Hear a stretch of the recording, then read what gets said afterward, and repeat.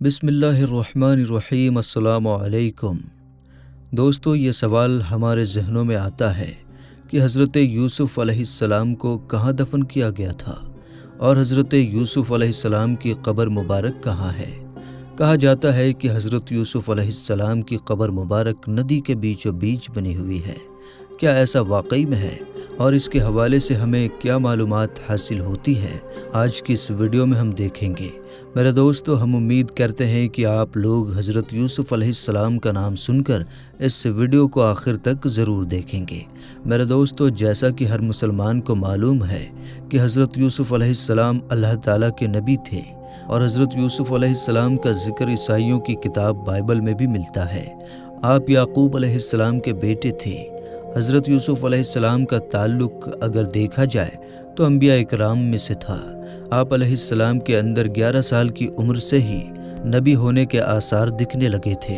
ایک دن حضرت یوسف علیہ السلام نے اپنے خواب میں دیکھا کہ 11 ستارے، سورج اور چاند آپ علیہ السلام کو سجدہ کر رہے ہیں، اور جب حضرت یوسف علیہ السلام نے یہ خواب اپنے بابا حضرت یعقوب علیہ السلام کے سامنے ذکر کیا تو حضرت یعقوب علیہ السلام نے حضرت یوسف علیہ السلام کو یہ کہا کہ اپنا یہ خواب کسی کے بھی سامنے ظاہر مت کرنا۔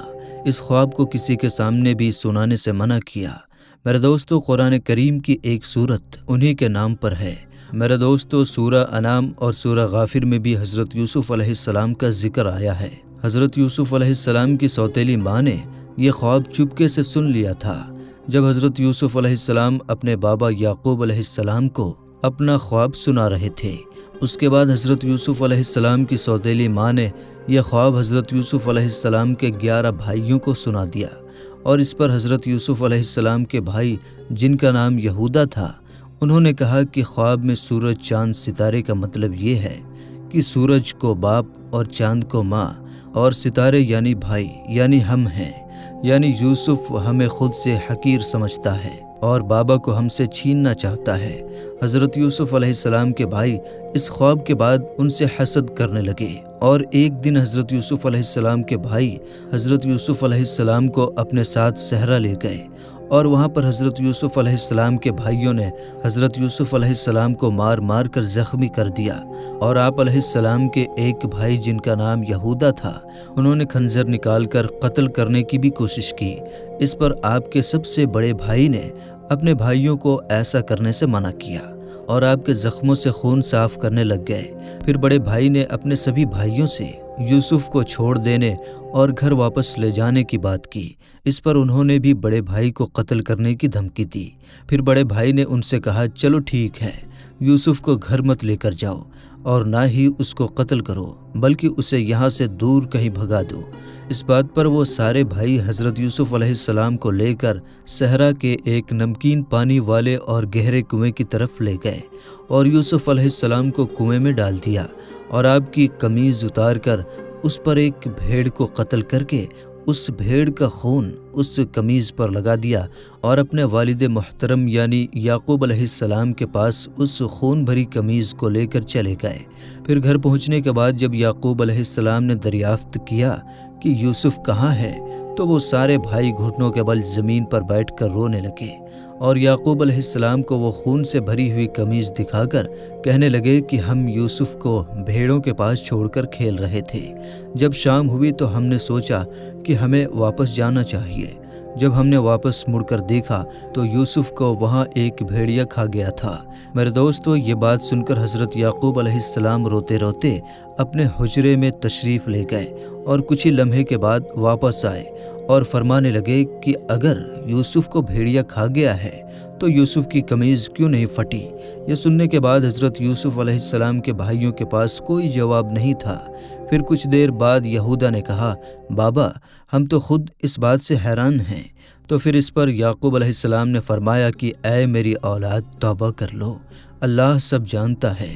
اس کے بعد حضرت یعقوب علیہ السلام کافی عرصہ اپنے بیٹوں سے ناراض رہے، یہاں تک کہ ان کے بیٹوں کی اولادیں تک ہو گئی، اور وہاں پر حضرت یوسف علیہ السلام ایک قافلے والوں کے ذریعے اس نمکین پانی کے کنویں سے نکالے گئے، اور انہی قافلے والوں نے انہیں مصر لے جا کر عزیز مصر کو بطور غلام بیچ ڈالا۔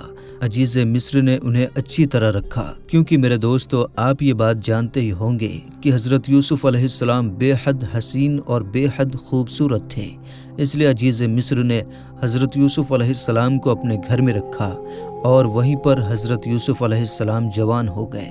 جوانی اور خوبصورتی کے عالم میں عزیز مصر کی بیوی، جس کا نام زلیخا تھا، وہ حضرت یوسف علیہ السلام کے عشق میں مبتلا ہو گئی، اور وہ چاہنے لگی کہ حضرت یوسف علیہ السلام سے جنسی تعلقات بنائے۔ اس کے بعد زلیخا نے حضرت یوسف علیہ السلام کو اپنے کمرے میں بلوایا، اور زلیخا نے اپنی خواہش کا اظہار حضرت یوسف علیہ السلام سے کیا۔ حضرت یوسف علیہ السلام نے اس کی یہ خواہش رد کر دی۔ پھر عزیز مصر کی بیوی زلیخا نے حضرت یوسف علیہ السلام کے ساتھ زبردستی کرنی چاہی، اور حضرت یوسف علیہ السلام دروازے کی طرف بھاگے۔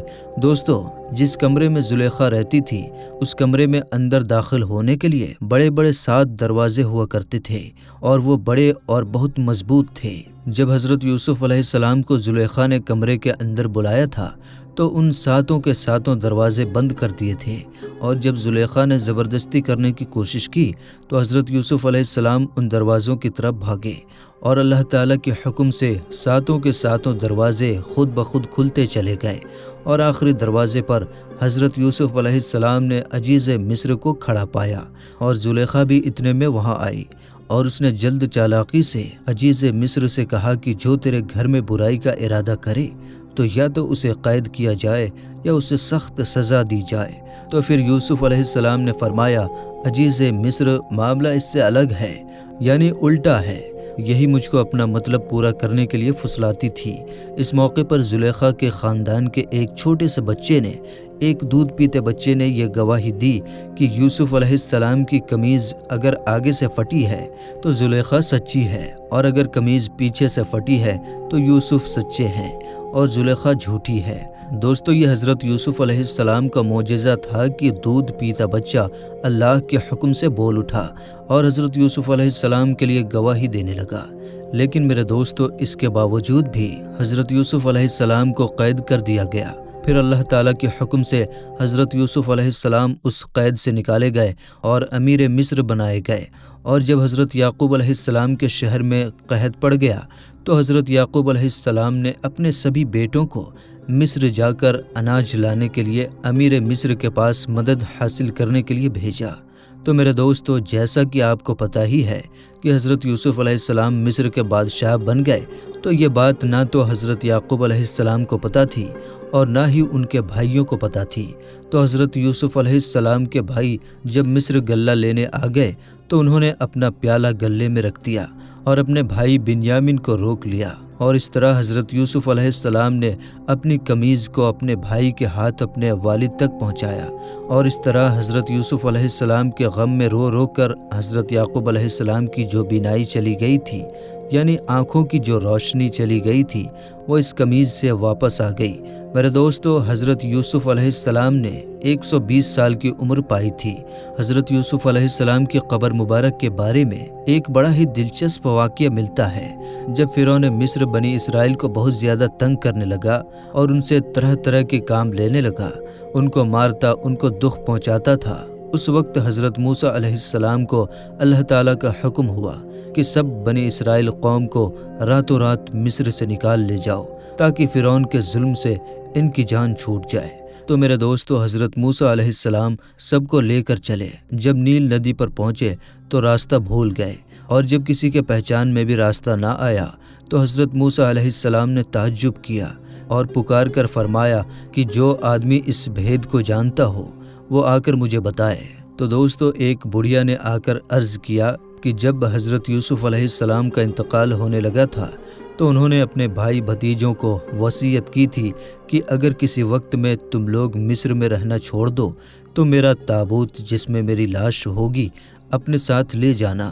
تو جب تک آپ وہ تابوت اپنے ساتھ نہ لیں گے تو راستہ نہیں ملے گا۔ حضرت موسیٰ علیہ السلام نے اس بڑھیا سے تابوت کا حال پوچھا कि वो कहाँ दफन है। इस बात का जानने वाला भी उस बुढ़िया के अलावा और कोई ना निकला। बुढ़िया ने अर्ज किया कि मैं इस बात को ऐसे ही नहीं बताऊंगी, मुझसे आपको एक बात का इकरार करना पड़ेगा, उसके बाद में ही मैं आपको बताऊंगी कि हज़रत यूसुफ अलैहिस्सलाम का वो ताबूत कहाँ है। हज़रत मूसा अलैहिस्सलाम ने उस बुढ़िया से पूछा, अच्छा बताओ वो क्या बात है। इस पर वो बुढ़िया कहने लगी कि वो इकरार ये है कि मेरा खात्मा ईमान पर हो और जन्नत में जो जगह रहने को आपको मिले मुझे भी मिले। तो आप अलैहिस्सलाम ने अल्लाह ताला से अर्ज़ किया कि ऐ अल्लाह, ये बात तो मेरे इख्तियार में नहीं है। तो उस पर अल्लाह पाक का हुक्म हुआ कि तुम इकरार कर दो, हम उसे पूरा कर देंगे। हज़रत मूसा अलैहिस्सलाम ने उस बुढ़िया से कहा कि ठीक है, मैं तुम्हारी बात को मान लूँगा और तुम्हें जन्नत में जो चाहिए वो मिल जाएगा। तो फिर उस बुढ़िया ने हज़रत यूसुफ अलैहिस्सलाम के ताबूत का पता बता दिया कि वो दरिया के बीच में दफन था। तो मेरे दोस्तों, सब ने मिलकर उस ताबूत को निकाला। जब उस ताबूत को निकाला गया तो फिर उसके बाद हज़रत मूसा अलैहिस्सलाम और बनी इसराइल कौम को रास्ता मिला। और दोस्तों, हज़रत यूसुफ अलैहिस्सलाम को मस्जिद खलील फ़िलिस्तीन में दफन किया गया है। हमारी दुआ है कि अल्लाह ताला हज़रत यूसुफ अलैहिस्सलाम को उम्मत मुस्लिमा की तरफ से जज़ाए खैर अता फ़रमाए। आमीन सुम्मा आमीन। मेरे दोस्तों, तो ये थी हमारी आज की वीडियो कि हज़रत यूसुफ अलैहिस्सलाम को कहाँ दफन किया गया था। तो हम उम्मीद करते हैं कि आपको आपके सवाल का जवाब मिल गया होगा और आपको कुछ मालूमात मिली होगी। दोस्तों, अगर आप हज़रत यूसुफ अलैहिस्सलाम के बारे में शुरू से लेकर आखिर तक सब कुछ डिटेल में जानना चाहते हैं तो आप हमें इस वीडियो के कमेंट बॉक्स में ज़रूर बताइएगा। तो हम आपको हज़रत यूसुफ अलैहिस्सलाम के ऊपर पूरी एक डिटेल वीडियो बनाएंगे जिसमें उनके बारे में शुरू से लेकर आखिर तक उनके साथ क्या क्या वाक़या पेश आया, सब कुछ उसमें हम आपको बताएंगे। तो अगर आप देखना चाहते हैं तो कमेंट बॉक्स में ज़रूर बताएं कि आप देखना चाहते हैं या नहीं। और दोस्तों, इस वीडियो के लिए एक लाइक ज़रूर कीजिएगा। हम उम्मीद करते हैं कि ये वीडियो आपको बेहद पसंद आई होगी। अगर वीडियो आपको पसंद आती है तो इस वीडियो को आप अपने तमाम दोस्तों के साथ तोहफे के तौर पर शेयर कर सकते हैं। और अगर अभी तक आपने हमारे चैनल को सब्सक्राइब नहीं किया है तो चैनल को सब्सक्राइब करते हुए बेल आइकन भी ज़रूर दबा दें।